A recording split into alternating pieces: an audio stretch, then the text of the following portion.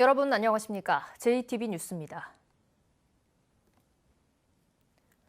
코로나 바이러스 8번째 확진자인 군산의 60대 여성이 접촉한 도민이 100명을 넘어설 것으로 보입니다. 특히 접촉을 최소화해야 하는 선별진료 의료기관에서 이 여성과 접촉한 의료진과 환자가 16명이나 되는 것으로 드러났습니다. 첫 소식 하원호 기자입니다. 8번째 확진자인 군산의 62세 여성은 격리병상에 입원하기 전까지 엿새간 군산에 머물렀습니다. 이 기간 동네 병원과 식당, 대형마트, 심지어 목욕탕까지 다녔습니다. 확인된 접촉자는 지금까지 34명인데 같은 시간대 목욕탕 출입자 140여 명도 추가로 조사하고 있습니다. 문제는 원광대병원 응급실에서 접촉한 사람이 무려 16명, 이 가운데 환자도 3명이나 포함돼 있다는 점입니다. 선별진료 의료기관으로 지정돼 있는 곳에 코로나 바이러스 감염증 의심 환자가 들어왔지만 접촉자를 최소화해야 한다는 매뉴얼이 제대로 지켜지지 않은 겁니다.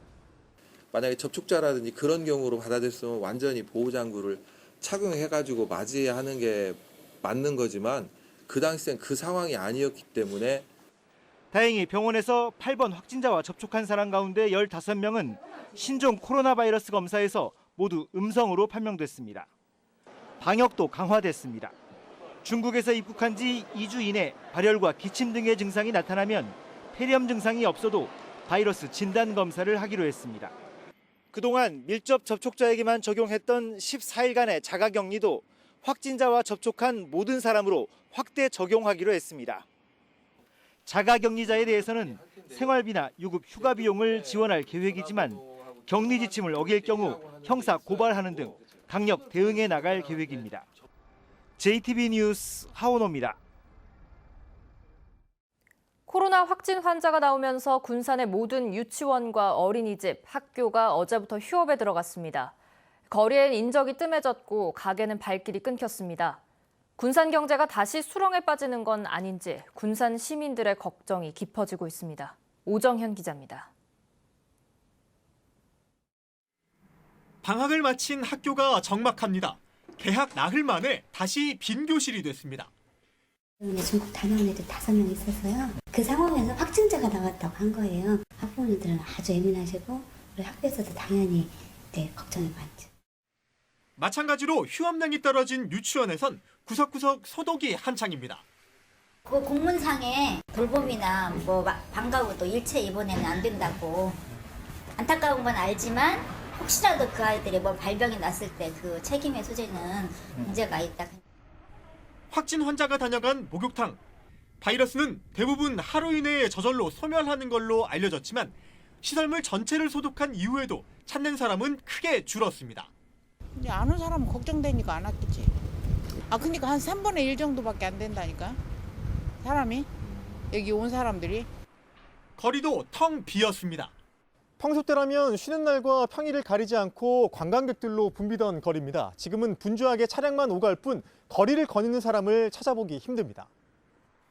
어떤 식당은 영업을 하면서도 문은 걸어 잠갔습니다. 문은 왜 잠가놨어요? 1인이 들어오면은 안 받았어요. 지금까지도. 왜? 지금 그날부터 불안하니까 어떤 사람인지 모르고. 안 그래도 힘든 군산 경제에 대형 악재가 겹쳤다며 한숨을 쉽니다. 경제에 엄청 영향을 미치잖아요. 지금 그 관광객들이 와야 돼요. 지금 방학 기간이고 그러니까 뻔하니 지금 보다시피 사람들 안 지나다니잖아요. 누구도 탓할 순 없다는 군산 사람들. 다만 더 이상 추가 발생만은 없길 간절히 바라고 있습니다. JTB 뉴스 오정현입니다. 신종 코로나 바이러스 사태가 확산되면서 학교마다 학사 일정을 조정하고 있습니다. 특히 대학에서는 중국인 유학생의 재입국을 늦추는 동시에 개강을 연기하는 방안까지 검토하고 있습니다. 권대성 기자의 보도입니다. 익산 원광대에 유학하고 있는 중국 학생은 440명가량. 이들 대부분은 방학을 맞아 현재 중국에 가 있습니다. 원광대가 새학기를 앞두고 이들이 한국에 돌아오는 시기를 최대한 늦추고 있습니다. 상황에 따라 대학원색은 1학기 동안 입국을 미루고 인터넷 강의로 대체하는 방안도 검토하고 있습니다. 입국 일정을 갖다가 최대한 늦춰가지고 들어올 수 있도록 연락을 전체 다 취했습니다. 대학원생들은 인터넷 수업을 한다든지 다른 방법으로 또 강구하도록 다음에 추후 결정하려고 지금 계획을 하고 있습니다. 중국인 유학생이 많은 대학들은 교육부와 협의를 거쳐 개강을 연기하는 방안까지 염두에 두고 있습니다. 도내 대학들의 중국인 유학생은 3,300여 명에 이릅니다. 전북교육청은 확진자가 나오는 등 코로나 바이러스 위험 지역에서는 교육부 협의를 거쳐 유초중고의 휴업을 결정하기로 했습니다. 또한 14일까지 휴업에 들어간 군산 유초중고 138곳은 수업 일수를 채우지 못하는 일은 없을 것으로 내다봤습니다. 천재지변에 의해서 수업을 할 수 없는 경우에는 전체 수업 일수의 10분의 1을 하여 감축할 수 있다고 되어 있거든요. 지금 2월에 예정된 수업 일수가 그렇게 길지 않기 때문에 수업 일수 부족으로 인해서 진학이 안 된다든지 학사 일정에 문제가 생기는 경우는 없을 거라고 생각하고 있습니다. 전북교육청은 군산 지역 유초중고에 이어 학원 529곳에 대해서도 14일까지 휴원을 요청하고 학원연합회는 이에 동참하기로 했습니다. JTB 뉴스 권대성입니다. 70세 이상의 고령 운전자가 운전면허증을 반납할 경우 교통카드나 상품권을 지급하는 자치단체가 늘고 있습니다. 하지만 전주와 익산, 군산시는 단 10만 원 상당만 지급하고 있어서 효과에 의문이 제기됩니다. 송창용 기자입니다. 지난해 11월 김제에서 승용차가 주택으로 돌진했습니다. 이 사고로 운전자 75살 A씨가 크게 다쳤습니다. 경찰은 사고 원인을 운전자 부주의로 추정했습니다. 신체적 능력과 사고 대처 능력이 상대적으로 떨어지는 고령 운전자의 교통사고는 해마다 크게 늘고 있는 추세입니다. 조심을 많이 했어요. 빨리 안 다니고 정말 엄마가 천천히 다니고 있어요. 이 같은 사고를 예방하기 위한 제도가 고령 운전자 면허증 반납 제도입니다.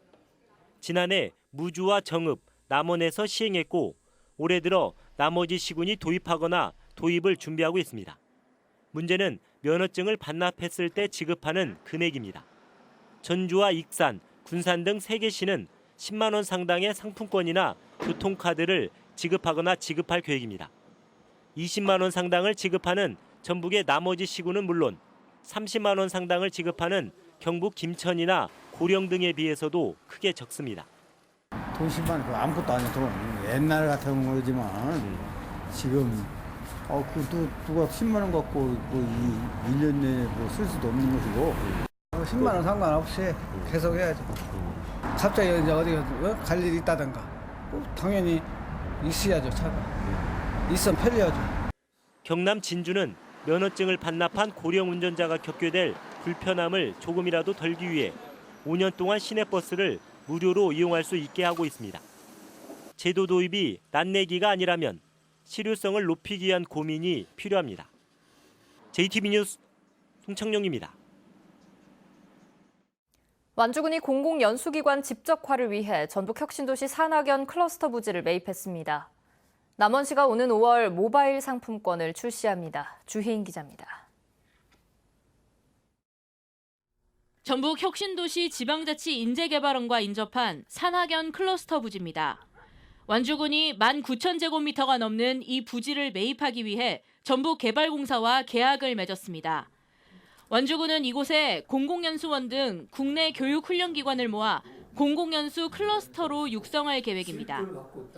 남원시가 조폐공사와 업무 협약을 맺고 모바일 상품권 도입에 본격적으로 나섰습니다. 남원시는 종이화폐로 발행되고 있는 남원사랑 상품권을 전자화폐로 바꿔 오는 5월에 출시할 예정입니다. 모바일 상품권을 상반기 중에 발행을 해서 지역 상권을 활성화시키고 지역 경제에도 보탬이 되도록 하겠습니다. 순창군이 올해 귀농귀촌인 유치를 위해 각종 지원 사업에 모두 62억 원을 투입합니다.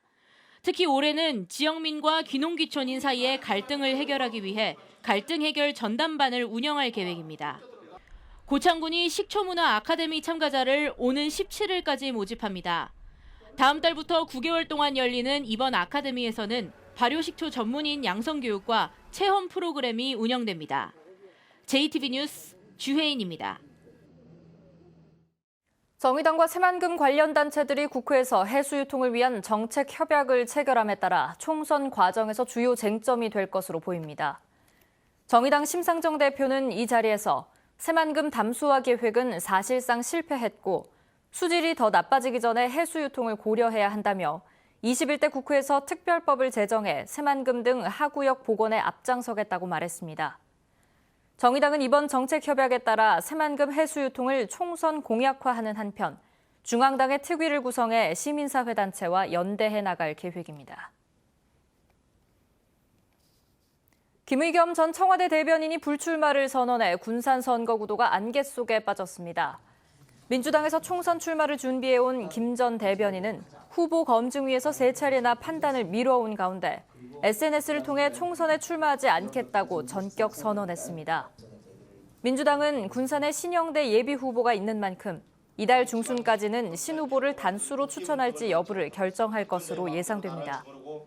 군산에서는 또 현역인 김관영 의원이 빠르면 이번 주 안에 바른미래당을 탈당해 무소속으로 출마할 것으로 관측되는 등 총선 구도가 급변하고 있습니다. 상당수의 학생 선수들이 중도의 운동을 그만두고 있지만 진로 지원 시스템은 전혀 없는 것으로 드러났습니다. 전라도의회 진영석 의원에 따르면 최근 5년간 도내 초중고 학생 선수 가운데 연평균 19.6%가 운동선수의 꿈을 접었으며 고등학교 유도 선수의 중도 포기율은 56%, 농구 선수의 중도 포기율은 52%에 이르는 것으로 나타났습니다. 진영석 도의원은 하지만 전북교육청이 해마다 30-40억 원의 진로교육 예산을 집행하면서도 많은 도움이 필요한 학생 선수를 위한 배려는 전혀 없다면서 이들을 위한 전담 진로지원센터를 설립해야 한다고 주장했습니다. 전북 사랑의 온도탑이 21년 연속 100도를 넘었습니다. 전라도 사회복지공동모금회는 희망 2020 나눔 캠페인의 최종 모금액이 83억 7,500만 원으로 목표액인 78억 1,800만 원을 넘었다고 밝혔습니다. 지난해와 비교하면 개인 기부액은 55억 5,400만 원으로 6천만 원가량 소폭 감소한 반면 기업 기부액은 28억 2,100만 원으로 6억 원가량 크게 늘었습니다. 절기 입춘인 오늘부터 나흘간 강추위가 기승을 부리겠습니다. 오늘 한낮 기온은 전주 6도, 군산 5도 등 대부분 5도 안팎에 머물며 어제보다 2-3도가량 낮겠습니다. 밤부터는 눈 소식도 있습니다. 눈은 1에서 최고 5cm까지 내린 뒤 내일 새벽에 모두 그치겠습니다. 내일 전주의 아침 기온은 영하 6도, 무주는 영하 11도까지 떨어지겠고 낮에도 대부분 0도 안팎에 머물겠습니다. 입춘 한파는 당분간 이어지다가 주 후반부터 서서히 풀릴 전망입니다. JTB 뉴스를 마칩니다. 고맙습니다.